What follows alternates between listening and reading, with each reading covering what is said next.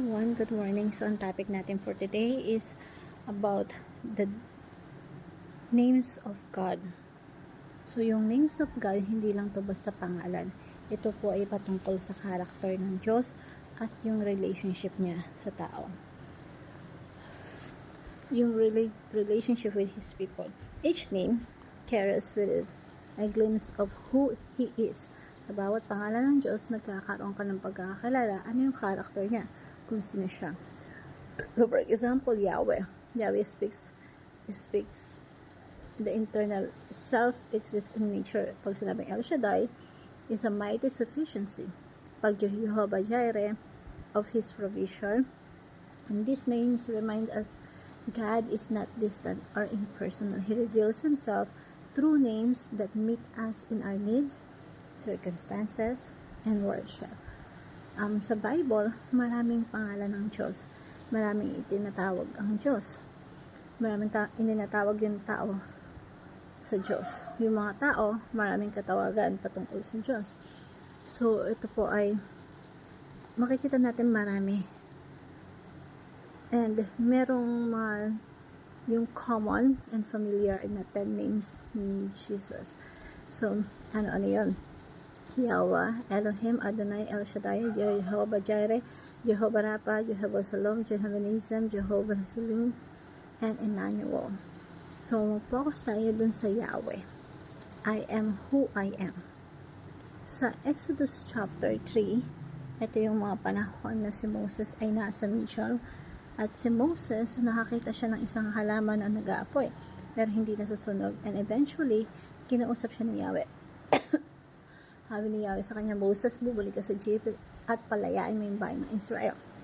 Sabi ni Moses, sigurado ako tatanungin nila ako kung ano yung pangalan na nagsugo sa akin. Anong pangalan ng Diyos na nagsugo sa akin? What His name?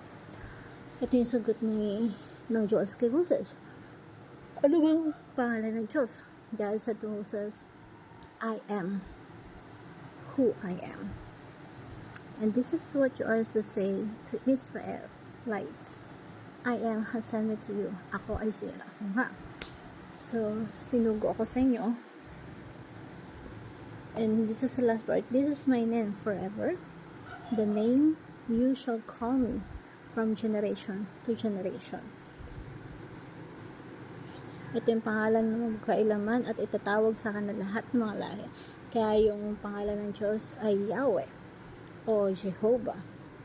Ang ibig sabihin ay I am who I am. Dito sa katuruan natin is makikita natin na God's name are His revelation of Himself. Kapag binanggit ng Diyos ang kanyang pangalan, ito ay kapahayagan ng Diyos patungkol sa kanyang sarili. For example, yung Yahweh, I am who I am. Ito ay masasabi natin favorite name ng Diyos kapag ang pinag-uusapan ay promise. Kaya ito ay sinasabi ng mga theologians na ito yung covenantal name of God. Ibig sabihin, yung pangako ng Diyos na He will, kasi may covenant ng Diyos in Israel, I will be your God and you will be my people. So every time na binabayolet ng Israel yung kasunduan na magpapasakop sila sa Diyos at sasamba sila sa Diyos, lalang sasabihin ni Diyos, I'm your Yahweh. I am who I am. I am your God and I'm faithful to you. I am faithful to your promises. But the people of Israel not faithful to God. Not time. So, covenantal na name ng Diyos is Yahweh. I am who I am. And panawalaan natin na kaya ito yung pangalan ng God because pag may sinabi siya, may pinangako siya, lagi niyang tutupad. That's why I am who I am. Kasi nakataya yung pangalan niya. I am who I am. Mangyayari lahat ang sinasabi niya because I am who I am.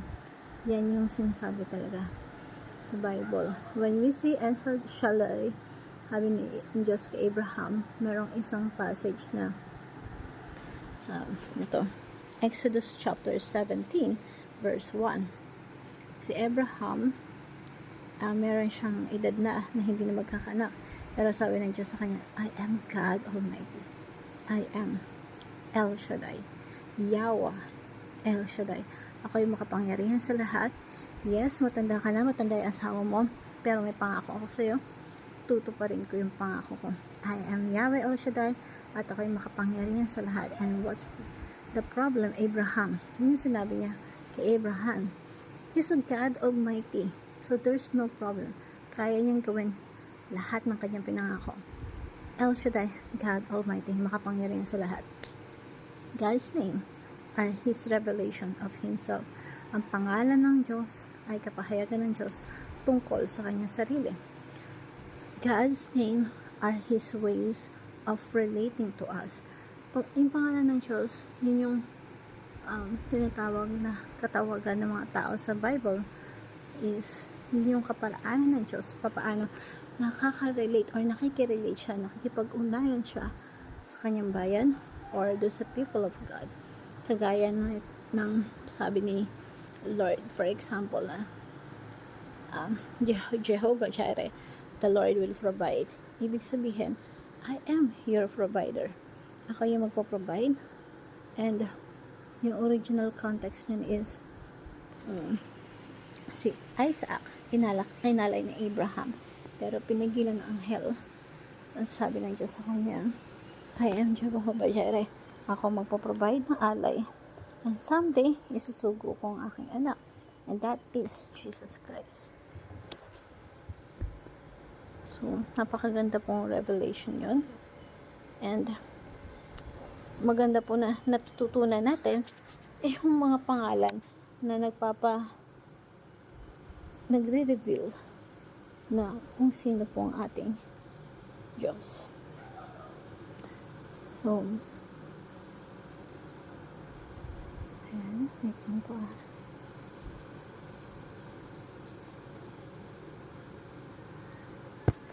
And siya talaga yung alay, hindi si Isaac, hindi anak ni Abraham, kundi anak ng Diyos.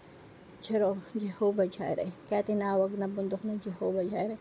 The Lord will provide. Basically, pag sinabi ng Diyos na identity or Jehovah Rapha, I am the Lord who heals. So yung Diyos nagpapagaling sa bayan niya, siya yung nagpapagaling sa mga tagasunod niya. This is how God relates to His people.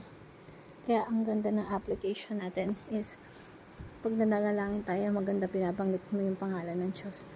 Kasi ito yung kaparaanan ng Diyos na how God relate to us. Pangatlo, God's name are His commitment to us. Yung pangalan ng Diyos or yung mga kapahayagan ng Diyos patungkol sa kanyang sarili, that is commitment of God sa atin. Kapag sinabi natin Jehovah Shalom, ABC, the Lord is our peace. Jehovah Rapha, the Lord who heals. Jehovah Jireh, the Lord will provide. That is commitment of God to us.